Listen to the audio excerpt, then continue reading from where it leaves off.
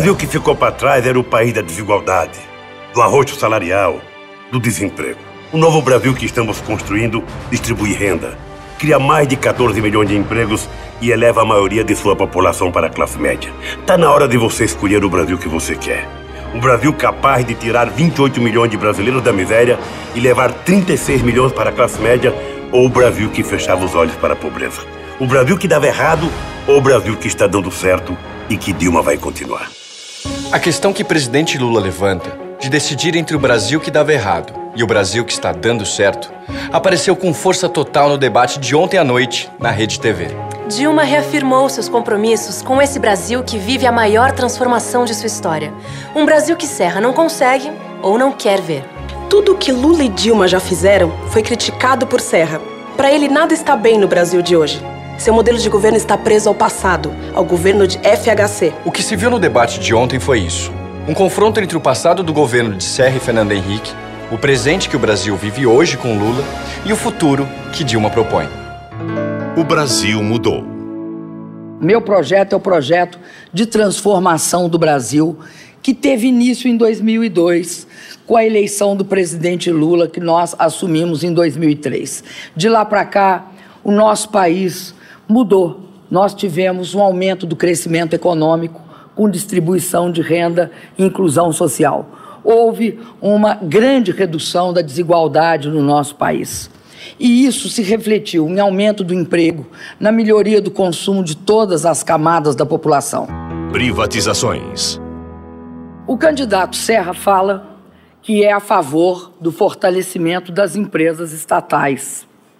No entanto, quem assinou o decreto de desestatização do sistema Eletrobras, Chesf, Furnas, Eletrosul e Eletronorte, foi o candidato Serra que assinou o decreto de desestatização. Fala-se que gostam muito da Petrobras. Gostam tanto que tentaram mudar o nome da Petrobras, o governo do candidato Serra, mudar o nome da Petrobras, tirar aquilo que é brasileiro, que é o Brás. A coisa mais brasileira era o Brás. Tirar o Brás e botar Brax, no intuito de agradar o mercado internacional para captar dinheiro. Segurança. É muito importante perceber que o candidato fala muito quando se trata do governo federal, mas esquece, e aqui a população de São Paulo sabe o que é a Cracolândia, sabe perfeitamente o que acontece aqui nas ruas de São Paulo. Não há uma política antidroga efetiva. Eu tenho um compromisso, é livrar São Paulo do PCC.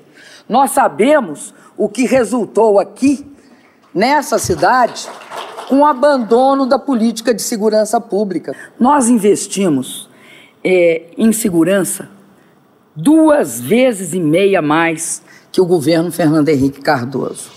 Dilma também falou sobre o caso Erenice, mostrando como o governo tem tratado essa questão com transparência e cobrou a mesma atitude de Serra no caso que envolve um de seus principais auxiliares no governo de São Paulo. Transparência. Quem conhece a minha história sabe que eu tenho um compromisso em combater o nepotismo e qualquer tipo de tráfico de influência. Agora, nós investigamos. A Erenice saiu do governo e a Polícia Federal abriu um inquérito e já 16 pessoas foram interrogadas, participaram e deram seu depoimento. Nós temos uma diferença em relação ao candidato Serra. Nós investigamos. O candidato Serra, por exemplo, esquece que a revista Veja disse que o senhor Paulo Vieira de Souza está envolvido no Castelo de Areia e isso significa propina da obra mais importante do governo do estado de São Paulo, o Rodoanel. Então, isso também tem de ser investigado. Não me consta que isso foi investigado. Paulo Vieira de Souza, o Paulo Preto, foi acusado por líderes do próprio PSDB de desviar 4 milhões de reais doados para um suposto Caixa 2 da campanha de Serra. No último dia 11, Serra negou o sumiço do dinheiro e garantiu que nem conhecia Paulo Preto. O acusado não gostou e pela imprensa mandou um recado a Serra. Não se larga um líder ferido na estrada a troco de nada. Não cometam esse erro.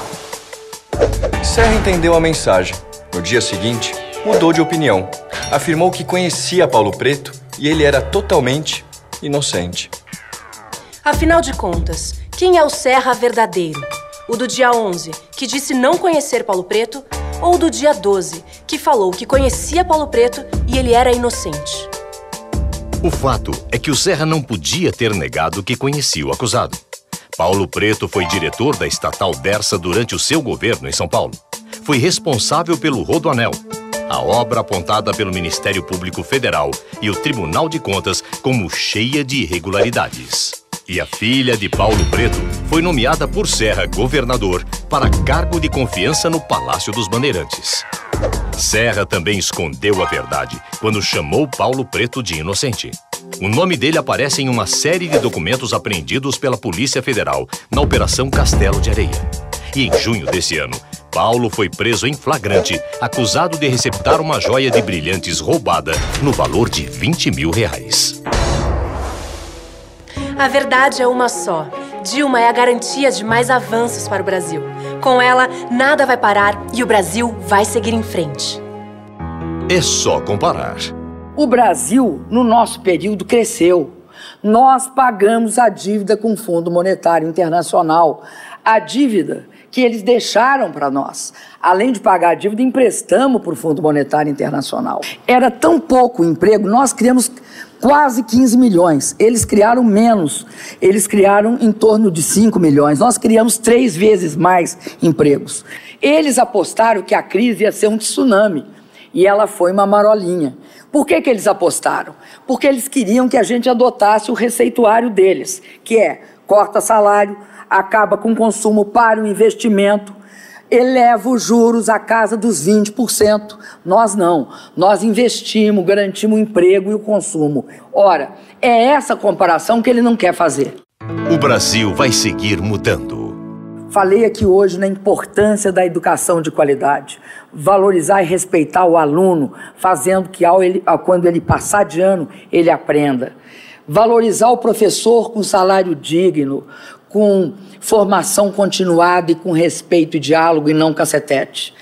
Ter uma saúde pública de alta qualidade, consolidando o SUS. Fazer também um país que respeita a biodiversidade dele, que respeite o meio ambiente e que cumpra todas as metas que nós nos comprometemos em Copenhague. Eu quero dizer que eu farei um governo voltado para a pessoa humana, sobretudo para a pessoa humana. De norte a sul, de leste a oeste do país, Dilma vai tocar as obras que o Brasil tanto precisa.